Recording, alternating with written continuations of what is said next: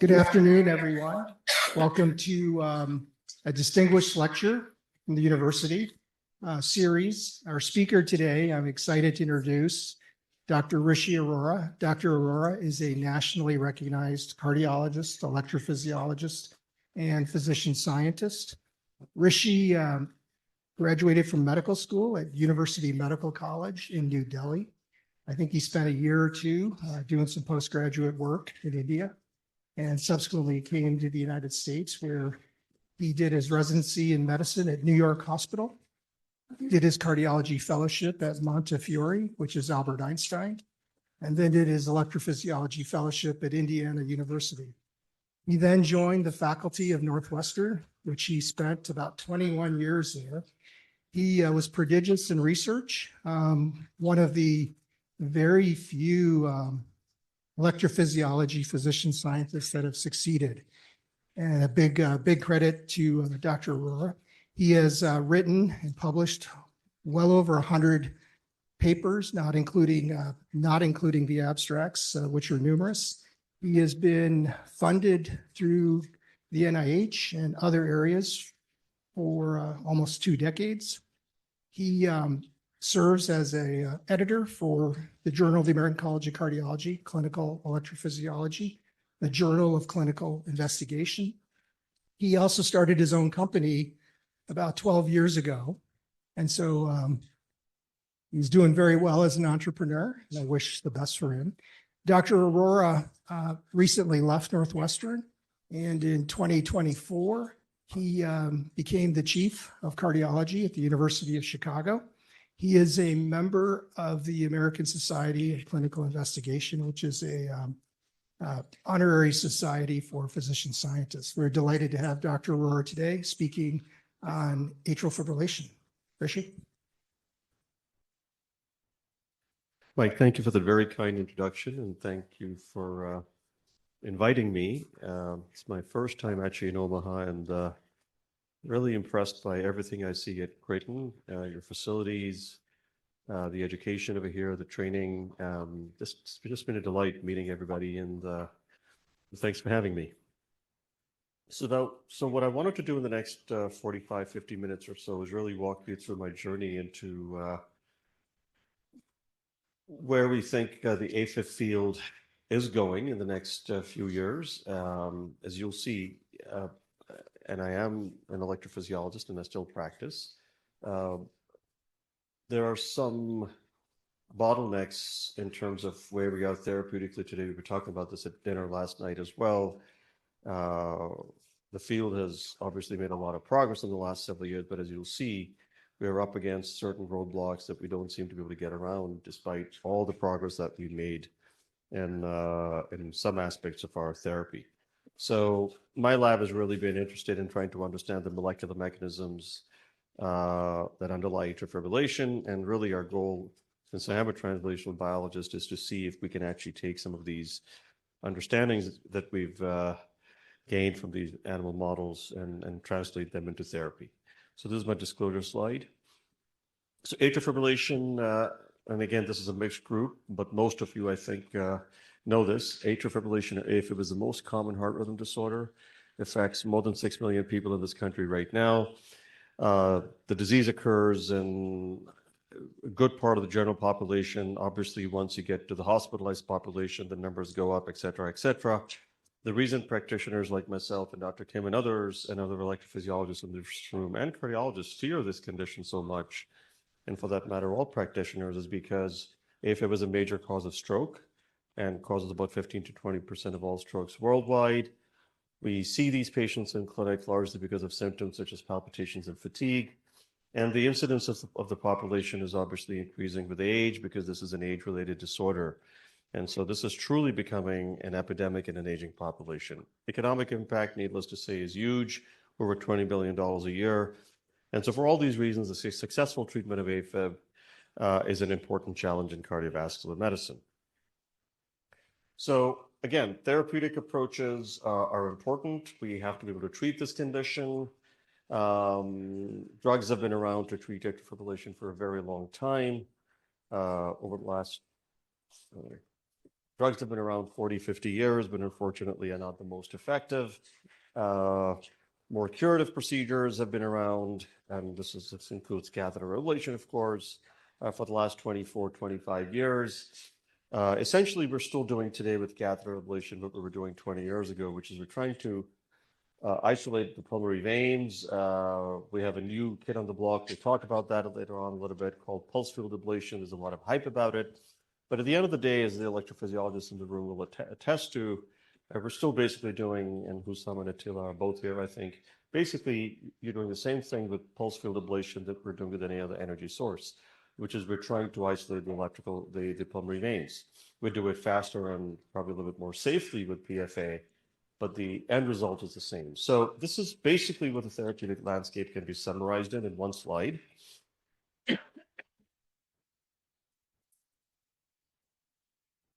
And so just to then recap some of these limitations of current therapeutic approaches, drugs have less than 50% efficacy and can cause life-threatening arrhythmias.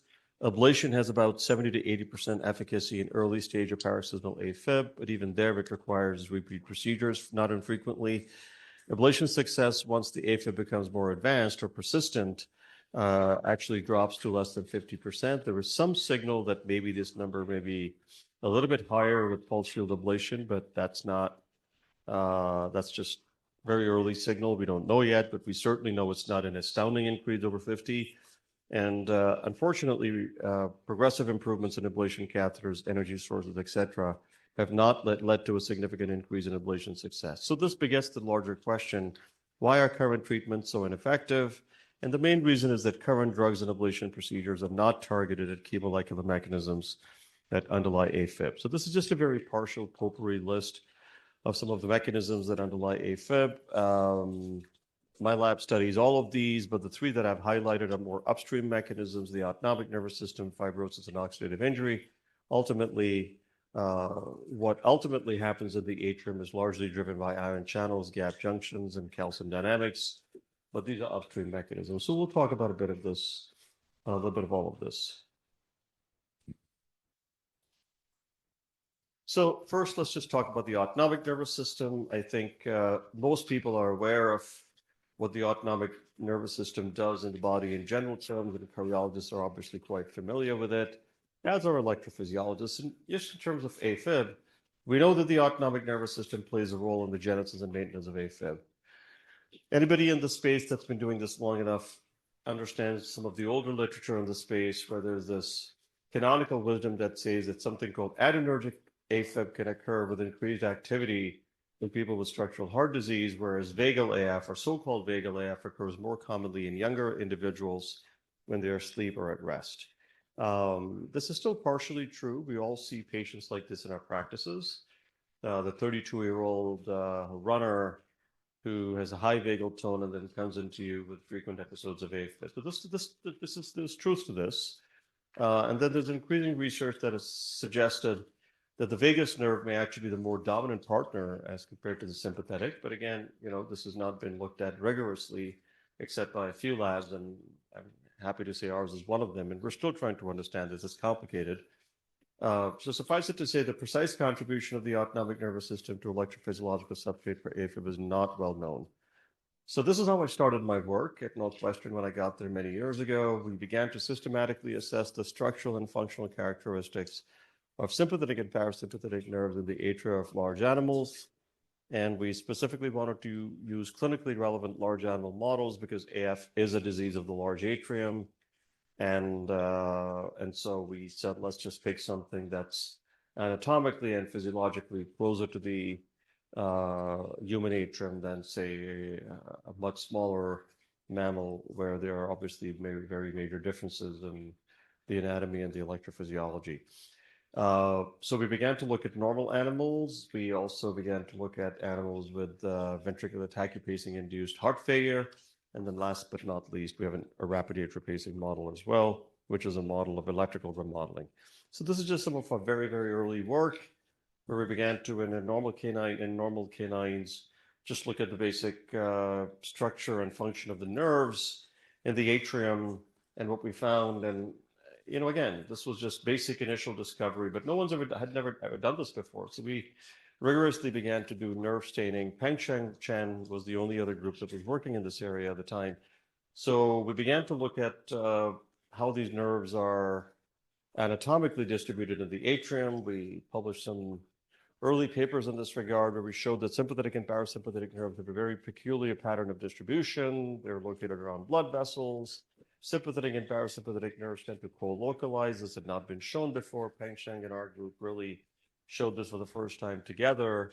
It had been suggested in smaller animals, but this was, again, something we take for granted today, but this is when we showed it. The blue over here is sympathetic, the larger red, this is not displaying very well.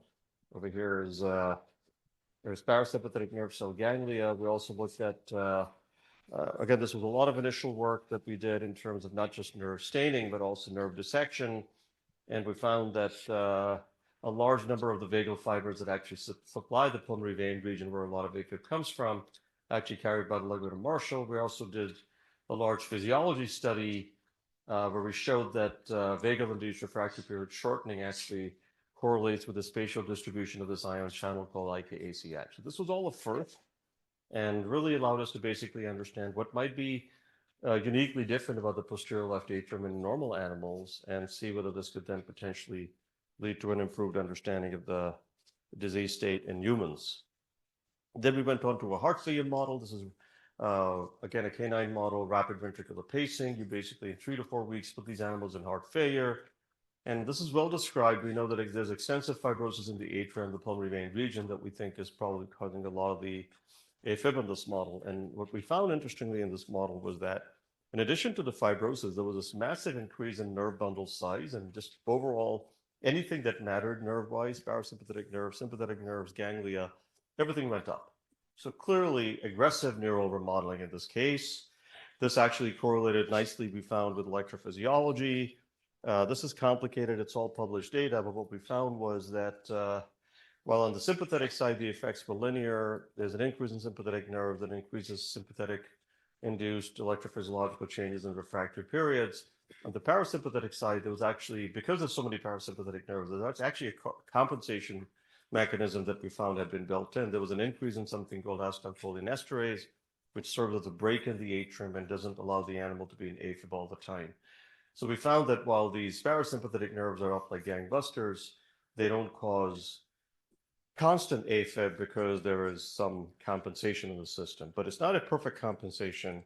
And eventually we found that AFib does result, and sure enough, if you just give atropine to these animals, there is a significant reduction in AFib. And not only that, but if you look at the AFib that does remain, the AFib becomes much more organized, as you'll see over here. So clearly, the nerve sprouting that I showed you has functional consequences. This was actually a paper published by somebody that trained at Creighton, Dr. Hemant Kuduri, who was an interventional fellow over here, and I heard sadly recently passed. Some of you may have worked with him. But Hemant had worked at my lab at Northwestern back at that time, and he published this paper where he showed that a lot of these electrogram changes that we see in the atrium, there's a high-density plaques that we put on these canine atria, that a lot of the changes that we see in the AF electrical signals actually occur more so in regions that have more of these larger nerve bundles than others. It seems intuitive now, but it was not intuitive back then.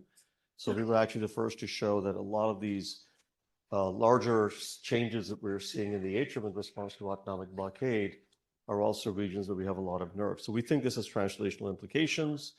We've also been spending a lot of time in a different model called the rapid atrial pacing model of atrial fibrillation, where we pace these atria for weeks to months from the right atrial appendage at 600 beats a minute. This is a well-established model. And the reason this model has been considered a key model in our understanding of AFib is because it replicates the ion channel and gap junction and calcium cycling changes that are so characteristic of human AFib. So what we see in this model in the atrium with rapid atrial pacing is not too dissimilar to what we see in humans. So we think everything we learn from this model is important implications for the human disease state. And in this model, almost like what we saw in the heart failure model, we also see this aggressive neural remodeling. There are differences, important differences, but suffice it to say we have this massive hypertrophy of nerve bundles everywhere, more parasympathetic, less so sympathetic. This was a few years ago that we showed this. And this is accompanied, this increase in the parent nerve bundles actually increased then, accompanied then by a very significant increase in the numbers of individual nerve fibers in both atria. It stands to reason if the parent nerve bundles hypertrophy, what that will do is cause a diffuse increase in innervation in both atria. That's what we see, parasympathetic and sympathetic. And that this is a more recent paper from last year where we showed that as there's a progressive increase in duration of AFib, not only do you have an progressive increase in nerve sprouting, but that's also accompanied by a significant increase in nerve firing.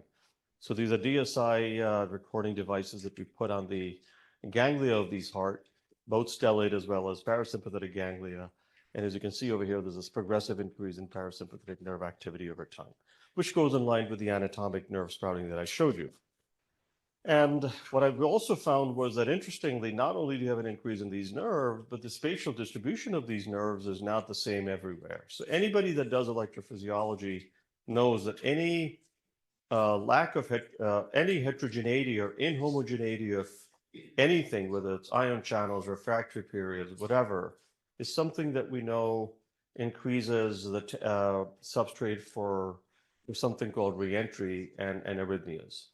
And so anytime we see heterogeneity of any phenomenon in the atrium, for example, we begin to wonder if that's potentially contributing to an arrhythmogenic substrate. And sure enough, what we see over here is that unlike sympathetic nerves, parasympathetic nerves actually have this difference in distribution patterns between different regions of the left atrium. So unlike the left atrial appendage, where these nerves seem to be fairly homogeneously distributed, if you now focus your attention to the posterior left atrium, where a lot of AFib tends to arise, the nerves over there are much more heterogeneously distributed. Could be the same amount of nerves, but they're more inhomogeneously distributed. So the question is this in some way affecting the electrophysiological substrate? So we looked at our AF electrograms. That's what electrophysiologists do. And what we found, interestingly, was that sure enough, there are differences. The left atrial appendage, the signals are very organized. We see this in the electrophysiology lab. That's not unusual. But then obviously, if you compare this to the posterior left atrium, the signal is much more chaotic, as you can see up top of it here. So the question is this potentially because the nerves are more irregularly distributed in that region? Possibly. It's an association right now. So to see if that's indeed the case, we looked, we put these high density plaques on and we gave atropine.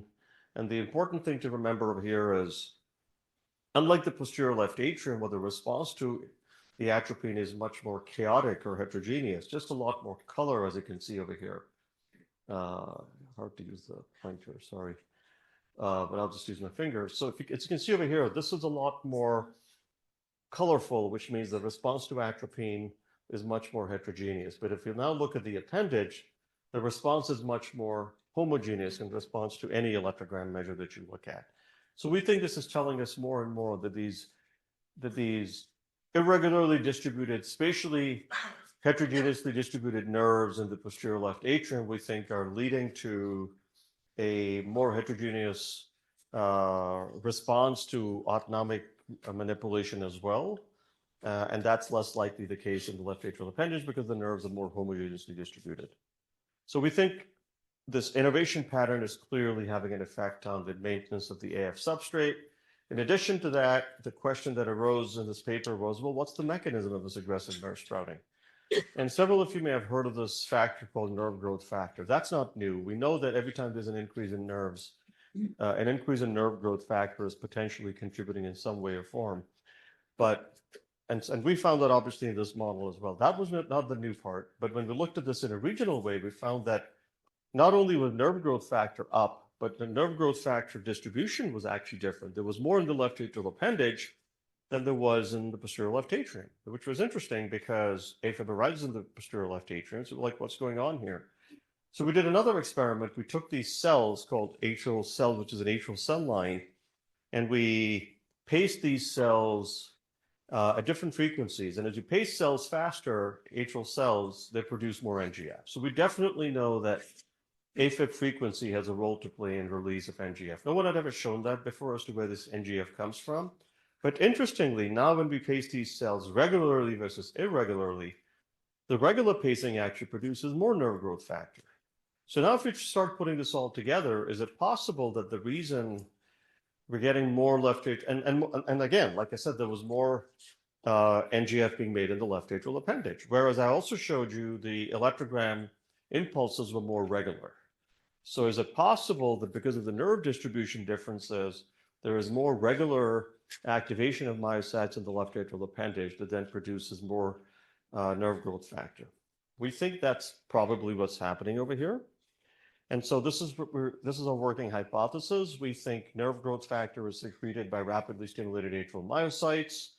And then what happens is something called retrograde NGF transport. This is something that's well described that can happen. And we think that's happening over here also. Whereas once the NGF is produced in these myocytes, it travels retrogradely to the stellate ganglia and the atrioganglionated plexi where the nerve cell bodies are.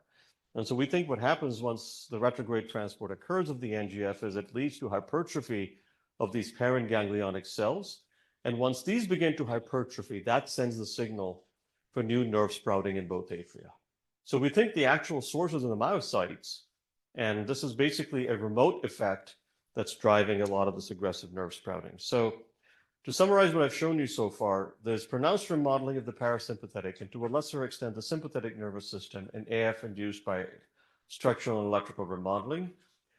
Neural remodeling is more pronounced in the posterior left atrium compared to the rest of the left atrium, but as I showed you, there are very significant differences in nerve distribution patterns. And we also found that preferential release of NGF from left atrial appendage myocytes via its remote interactions with the atrioganglionated plexi and stellate ganglia appeared to induce autonomic nerve sprouting in both atria. So we think this is an important clinical implication in that the parasympathetic and sympathetic innervation of the atria we think is a viable therapeutic target in AFib, both in the setting of structural and electrical remodeling of the atria. But this begets the question that if that's indeed the case, how do you do it? How do you prevent autonomic nerve sprouting in the AF atria? And so this is where the therapeutic part of the talk begins, where what we've done is we've developed this gene therapy approaches in my lab over the years. And in this particular instance, what we've tried to do is basically target the production of the NGF at its source. And we've done that by injecting a small hairpin RNA in the atrial myocardium with the thought that that will, by producing less NGF, hopefully basically break this entire cycle of nerve growth. So we've done this by injecting the NGF shRNA in both atria, because it does come from all myocytes. And then we said, let's just try injecting it in the left atrial appendage alone. For the electrophysiologist in the room, there's a lot going on in left atrial appendage therapeutics. Yes, we're doing a lot more. EPs are doing a lot more Watchman devices, other doctors as well. But there's an increasing body of literature that seems to suggest that the appendage is not just a vestigial part of the atrium, it's probably in some serious way contributing to the actual disease process. So we said, let's just inject the shRNA in the appendage alone and see what happens. Then we subject these animals to rapid atrial pacing, and then we look at the time to onset of AFib over that time. And this is basically the data. I'm sorry, even before we get there. So this is how we do this. We've basically developed this entire gene injection technique in our lab. This is an open chest model. We've developed a transvenous technique recently also, though, that we're still optimizing. But basically, you open the chest, you essentially apply this low energy electroporation current. And what that does is it opens up pores in these myocytes and other cells, we think, and that allows the gene to go in, but it's not a very high level of energy. Pulse field ablation, which is being used in AF ablation these days, is the same energy source. It's just that you're doing it at much higher levels where you're basically destroying atrial tissue. So in this case, you're opening up these pores, but these pores are not permanent. And so while the electric field is on, there is enough of a gap in the myocytes or these pores for the gene cargo to go in, and then you take the electric field off and the gene has gone in and you've not done any cell damage. So that's kind of the crux of what we do. And this is the result. And so just focus your attention to the right side panel over here. So just use my fingers over here. So if you look at the top, this is basically control animals. Control animals typically will go in AFib in about 4 or 5 weeks, and then they'll stay in it thereafter. and persistent AFib. But if you now look at the animals that got the nerve growth factor shRNA, whether they got it in both atria or whether they got it in the appendage, in fact, appendage looks even a little bit better, but not statistically so. As you can see, there's a very significant decrease in AFib. Right up to 12 weeks, we've not seen any AFib in these animals. There's a lot less of it. And we've followed some of these animals up to 7-8 months. And while they were going through something called atrial flutter, they will not fibrillate. So this is a paper we're just about ready to submit, but we really do think this is something that potentially could be taken to clinic. Obviously, ultimately, the proof is in the mechanism. How exactly is NGF doing what it's supposed to? The thought obviously was that we'd be able to prevent the nerve sprouting. And sure enough, we think that's what's happening over here. We think what's happening is so as you can see over here, these NGF shRNA atria have a lot less nerve sprouting, which ultimately is what this whole exercise was all about. We think that's what's contributing to the promising AFib data. So a lot less sympathetic and parasympathetic hyperinnervation. And that was just at the individual nerve fiber level, as I explained before. Ultimately, these nerve fibers come from these nerve bundles, which are much smaller in the NGF shRNA compared to the controlled rapid atrial pacing atria. And that's quantified over here. And ultimately, like I said, all these nerves arise because of a hypertrophy in the parent ganglia.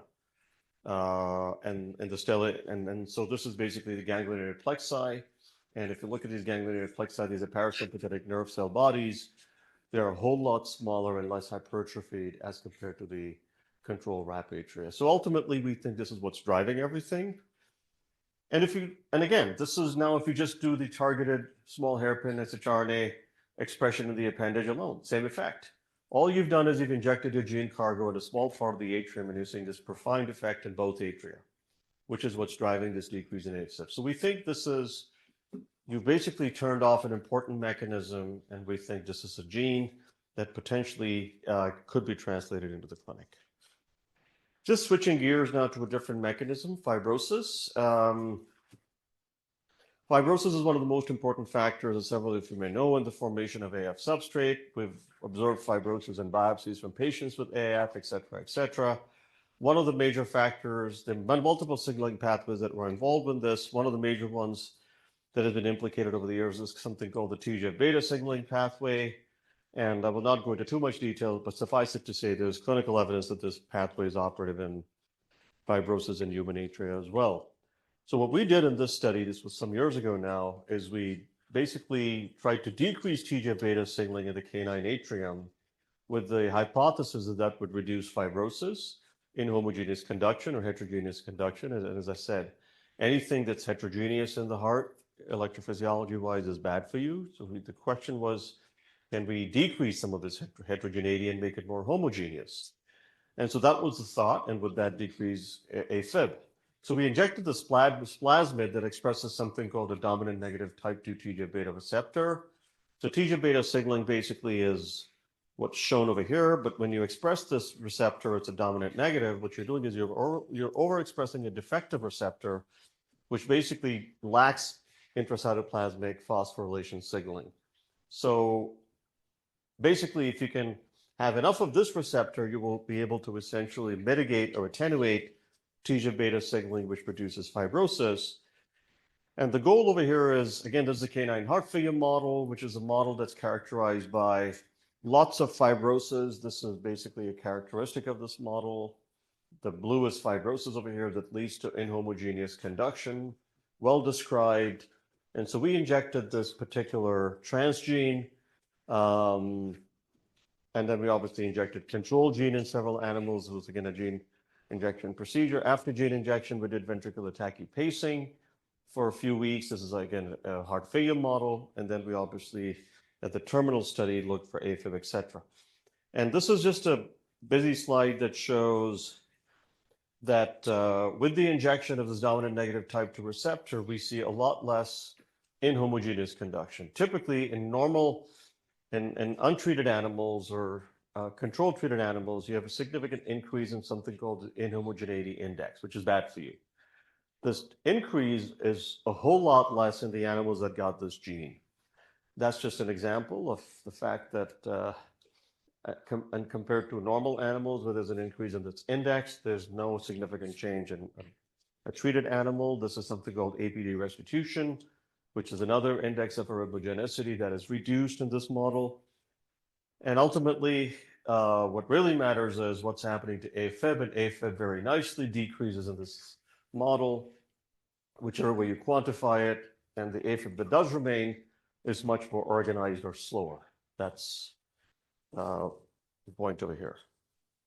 And why is all this happening? Well, because there's a significant decrease in fibrosis. So again, blue is fibrosis, red is normal myocardium. This is a heart failure atrium. Now compare it to a gene-treated atrium, a lot less fibrosis. And we think ultimately that's what's leading to the successful results that I showed you. This is just gene expression.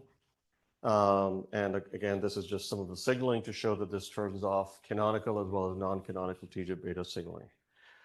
Last piece of the talk second last piece is oxidative injury or oxidative stress, which is a link to inflammation that my lab has been heavily investing in these last few years. And so oxidative stress is thought to be an important contributor to both electrical remodeling and structural remodeling in AFib. But the precise mechanisms, the people have known this, because if you take off atria, snip off atria from the human atrium, that's an AFib, you will definitely find there's an increase in inflammation and oxidative injury.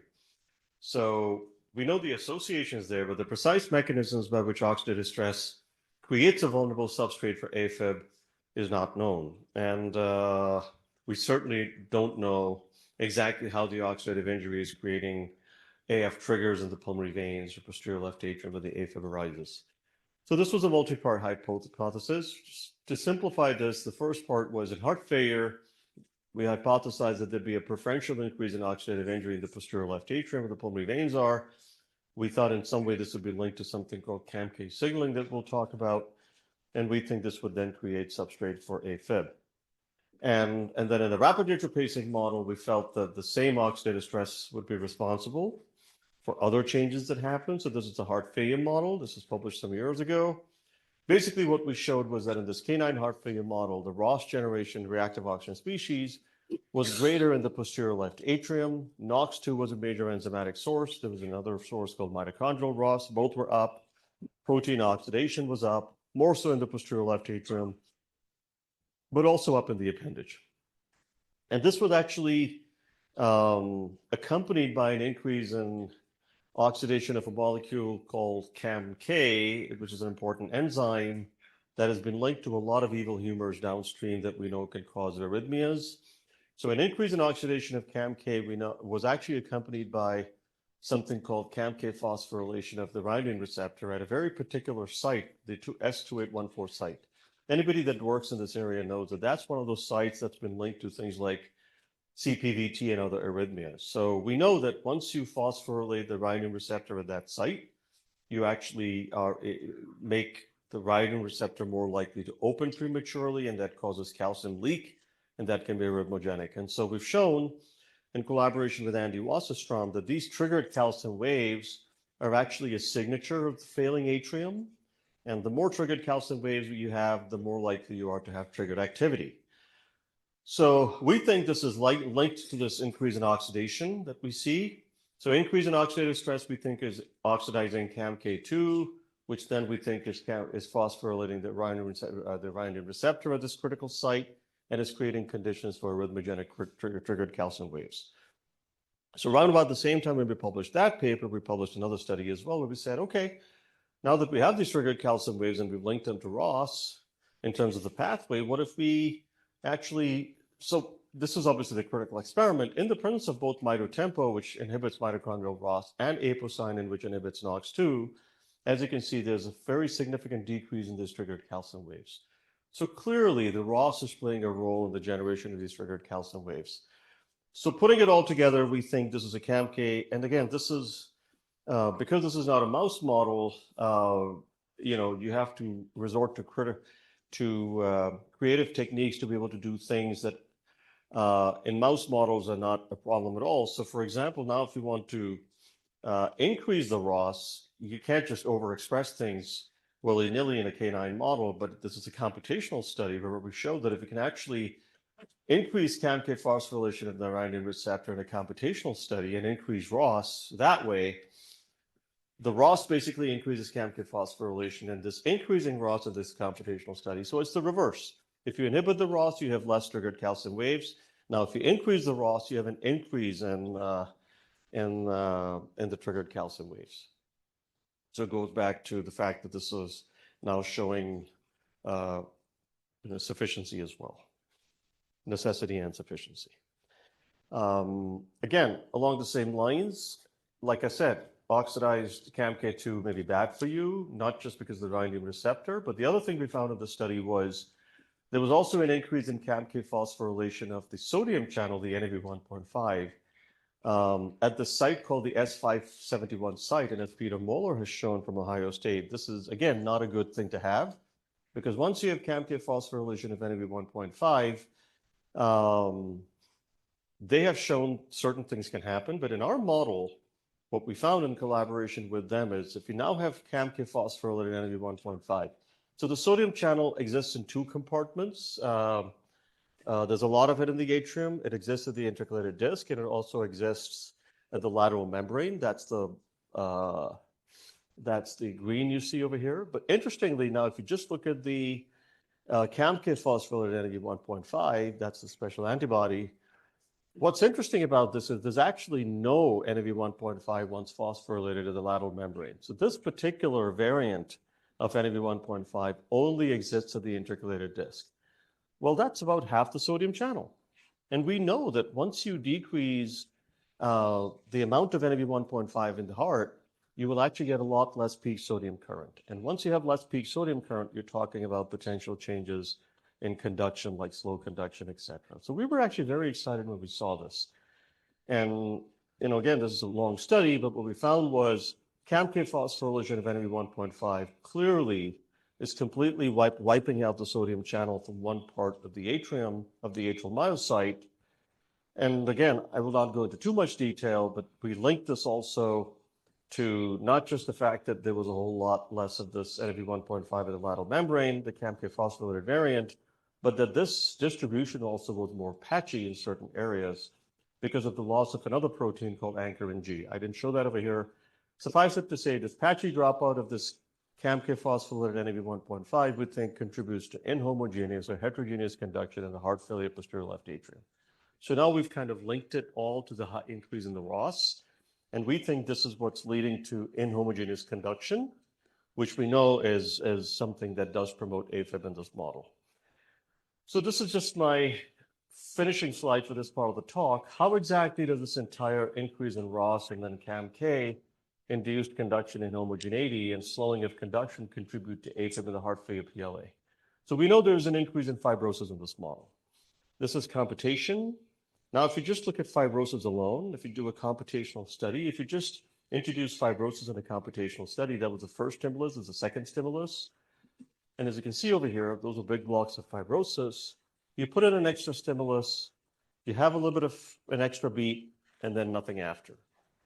AFib does not sustain. Now, if you look on the right, if you now include or add the slow inhomogeneous conduction to the CAMK to this model, you have an extra beat, and guess what happens? This time, because now you have a more arrhythmogenic substrate, the AFib sustains itself. So we think it requires a combination of both fibrosis and inhomogeneous conduction that we think is in part relating from this ROS-induced CAMK phosphorylation of the NaV1.5 to cause this. So this was just a model that we published in the paper. We think ROS in the heart failure state is creating conditions for triggered calcium waves, which can cause triggered activity. And at the tissue level, we think that by affecting NaV1.5 through CAMK, you're creating conditions for slow and inhomogeneous conduction. This is now the second part of the hypothesis, quickly shifting gears in a rapid retracing model. So in the RAP model, which is the one that I'd shown you the NGF data on, so the same model, now if you look at ROS is up like gangbusters. A lot of NOX2, which we think is the main enzymatic source of the reactive oxygen species. And this is just a paper from last year where we showed that as you have an increasing duration of AFib, you also have a progressively increasing amount of oxidative injury in the same model. So the left is tissue-based, and on the right, for those of you who do imaging, we actually did this in collaboration with some of our really good MRI colleagues at Northwestern, and we showed that as you have an increasing amount of AFib over time, both myocardial edema and fibrosis increase in the atrium. So clearly, this is something that's happening over a period of time with progressive increase in AFib. And now going back to the original paper, ultimately, our goal is therapy. Well, what if you were to try to knock down this NOX2, which is a major enzymatic source of this ROS? If you introduce a small hairpin RNA to decrease the ROS, and this is the critical data on the right side, we published this a few years ago. What we showed was that unlike in control animals, kind of like the NGF, which go into fibrillation in about 4 or 5 weeks, the animals that got the NOX2 siRNA did not fibrillate. This is up to 12 weeks in this study. And like I said, we've taken some animals up to 7, 8 months, even with this gene. They may go into something called atrial flutter, but they don't easily go into fibrillation.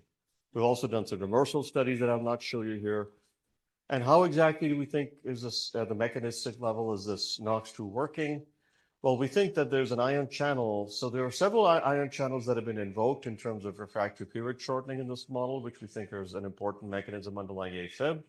And what we think is happening is that so of all the channels that have been invoked, the L-type calcium channel, IK1, there's something called constitutively active IKACH. The only one of these channels that have been invoked in the fibrillating atrium as a cause of short refractory periods is actually sensitive to manipulation or inhibition of reactive oxygen species is this constitutively active IKACH channel.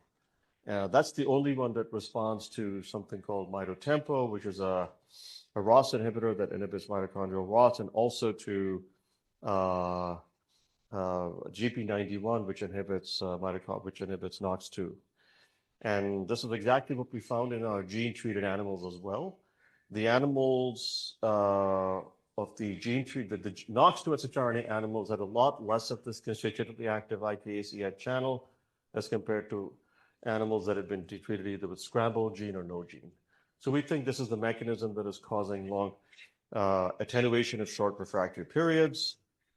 And so just to summarize this, what I've shown you so far is that increased parasympathetic nerve sprouting contributes to formation of a vulnerable AF substrate, both in the presence and absence of structural heart disease. Profibrotic TGF-beta signaling in the posterior left atrium, we think, underlies adverse atrial remodeling and heart failure. Oxidative injury creates substrate for both triggered activity and re-entry in the pulmonary veins and heart failure. And NOX2-generated oxidative injury, we think, underlies both the genesis as well as maintenance of electrical remodeling in AFib.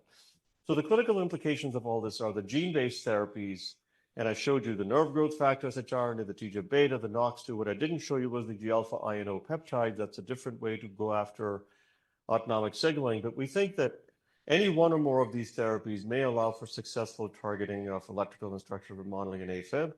And we also believe that further optimization of these approaches may translate into an effective therapy for AFib.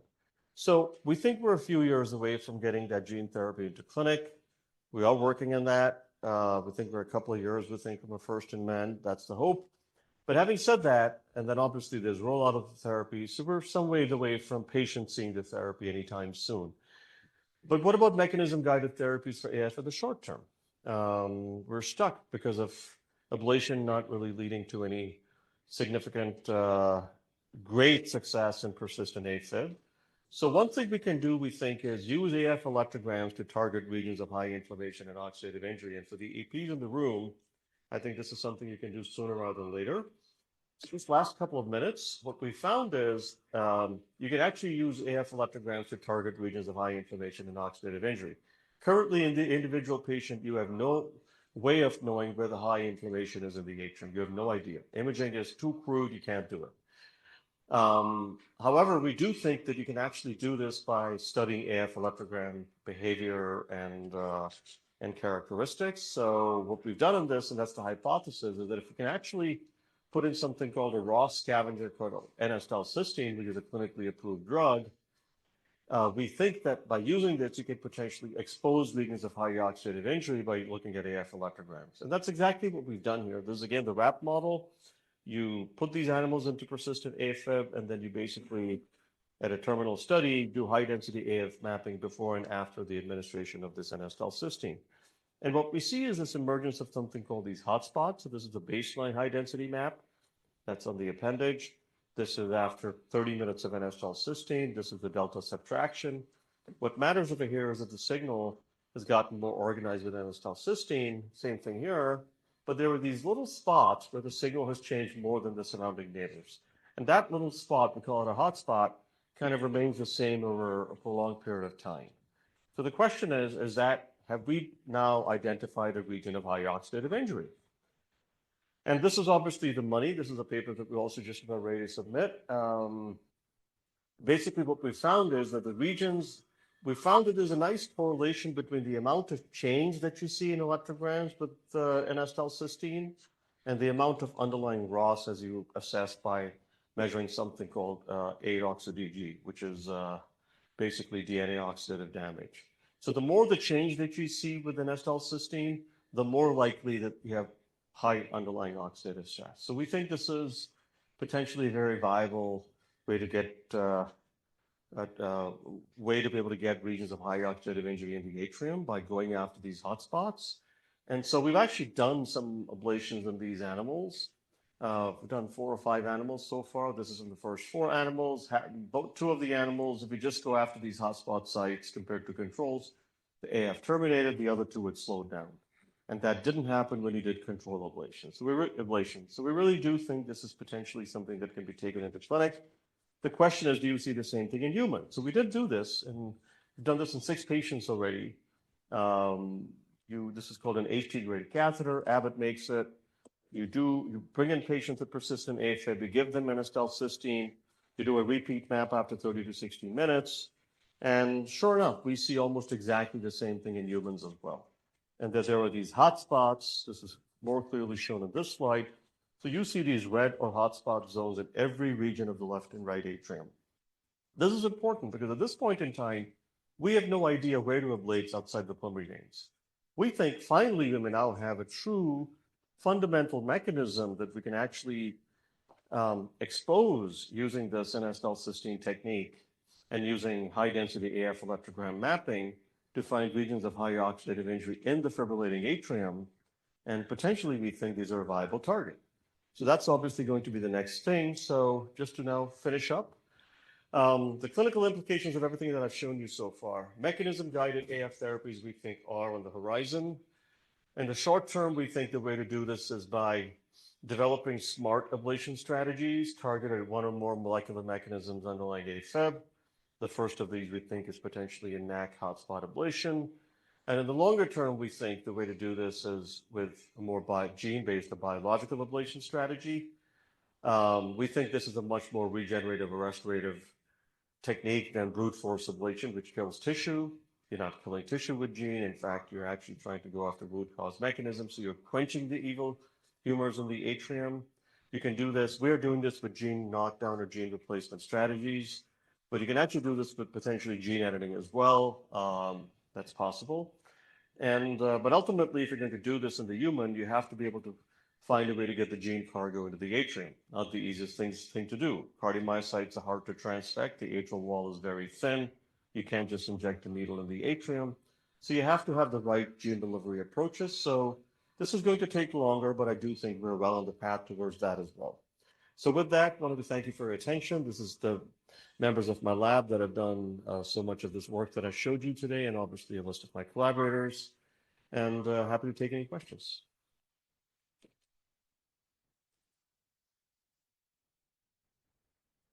Questions for Dr. Arora? How about on Zoom? I had a question. So what about in disease states where there's a lot of low voltage or chronic scarring, say like in hypertrophic cardiomyopathy? I mean, obviously, these aren't models for that, but what can you speculate if this goes in terms of in humans? So I think that's a great question. What I didn't show you from the Jaha paper was that voltage also goes down over time as you have more and more AFib. But regardless of where the voltage lies, you can still differentiate electrogram characteristics in one region of the atrium compared to its neighbors. So even in the low voltage atrium, the N-acetylcysteine effect still happens, number one. And two, as far as treatment is concerned, I think that's where you're headed with this, and the more sick low voltage atrium, well, we do know that a very small minority of atria are the ones that have severe fibrosis. We know that from MRI data, from El Marouche, etc. The very vast majority of people don't have more than 10 to 15% fibrosis. And even in the most fibrosed atria that we've seen in the heart failure hearts, the canine model, we still think there's a large reversible component. So we think, when you give a drug, for example, like N-acetylcysteine or atropine or whatever. So we really do think that that even in the most diseased of hearts, going after electrical remodeling will be able to substantially reverse a lot of the evil humors that are causing the AF to perpetuate.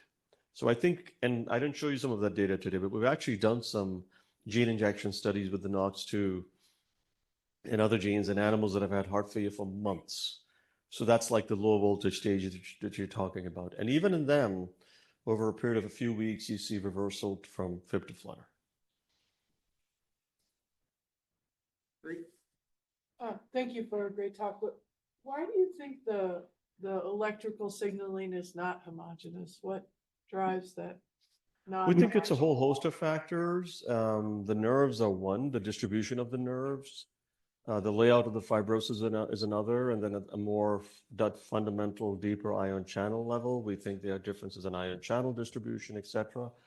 So I think, and then at a still more fundamental level, we think gene expression.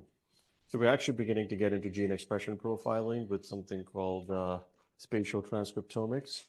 So we think cell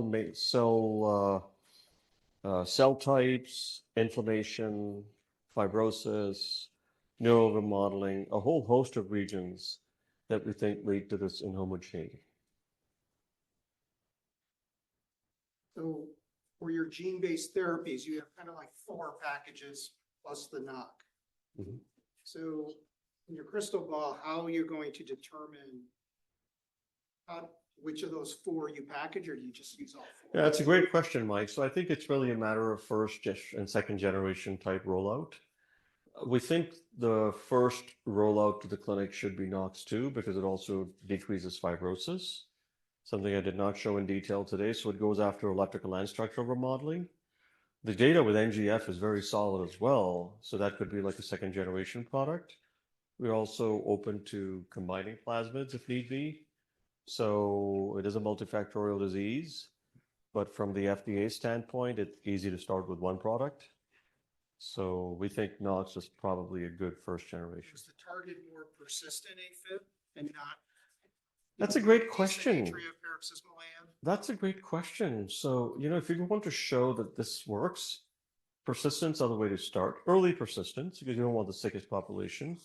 Is if you can show that early persistence where success rates we still think are hovering around 50%, that if you can show a substantial increase in that population compared to, say, either drug, because that's still not in the guidelines as first generation, as class 1 for ablation, or if the FDA insists that we have to compare it against ablation, you still wouldn't have to do that many patients.